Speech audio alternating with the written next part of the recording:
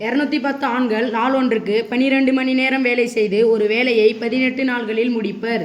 இது என்ன கணக்கு சாமி? ஆட்கள் நாட்கள் கணக்கு. இது என்னது? ஆட்கள் நாட்கள் கணக்கு. இந்த மாதிரி லிஸ்ட் சொன்னீங்க எவ்வளவு நேரம் ஓடுறது இல்லையோ? சரி, ஆட்கள் நாட்கள் கணக்கு. அது என்ன பண்ண சாமி? யார் வேலை செய்யறாங்களோ, மெஷின் வேலை செய்யலாம், இல்லைன்னா ஆள் வேலைனா வேலை செய்யலாம். அவங்க என்ன சொல்லி எடுக்கணுமா? பர்சன். அப்படி சொல்லுங்க பார்க்கலாம். பர்சன். இங்கிலீஷ் வந்து தெரியாது அப்படின்னு சொன்னா ஆவுக்கு ஆட்களுக்கு ஆ போட்டுக்கோங்க, நாளுக்கு நான் போட்டுக்கோங்க, மணிக்கு மா போட்டுக்கோங்க, வேலைக்கு பி போட்டுக்கோங்க. அப்ப ஃபார்முலா இதே மாதிரி தான் எழுதணும். அதனால கொஞ்சம் இங்கிலீஷ் போடலாமா? பர்சன் முதல் எழுத்து பி, டேஸ் முதல் எழுத்து டி, ஃபார் முதல் எழுத்து எஸ், வர்க் முதல் எழுத்து டபிள்யூ. என்ன வேலை செய்றாங்க? பை தயாரிக்கலாம், ஒரு வேலை செய்யலாம் சொல்லலாம். அப்ப அதுக்கு ஏத்த மாதிரி என்ன பண்ண போறோம்? அதுக்கு கீழே நம்ம போட போறோம். சரியா? Yes miss. இப்போ முதல் வேலை எத்தனை ஆண்கள்? 210 ஆண்கள்.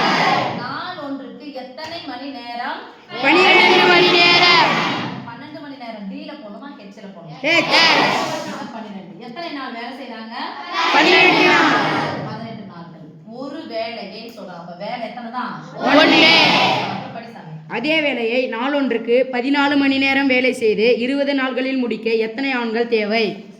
அதே வேலைனா இதே வேலையை அந்த ஒரு வேலையை எத்தனை நாட்கள்? 20 நாட்கள். எத்தனை மணி நேரம் வேலை செய்றாங்க? 14 மணி நேரம். 14ஆ? Yes miss. எத்தனை ஆட்கள் தேவை? நம்ம போலாமா? Yes miss. இது 1 இது ஃபுல்லா ஒரு ரோ, இது ஃபுல்லா இரண்டாவது. சரியா? அப்படி சொல்லுங்க. P1 into D1 into X1 by W1 equal to P2 into D. P2 பதிலா என்ன போட்டோம்? Question mark. ரொம்ப இருக்காது சாமி. Question mark into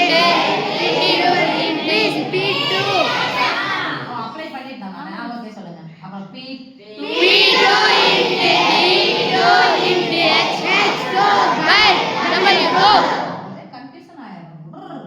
அப்புறம் P1 க்கு பதிலா 210 into 18 into 12 by 1 equal to question mark into 20 into 14. எந்த ஒரு நிலையம் வைத்திருந்தால் அதே நான் கிடைக்கும்.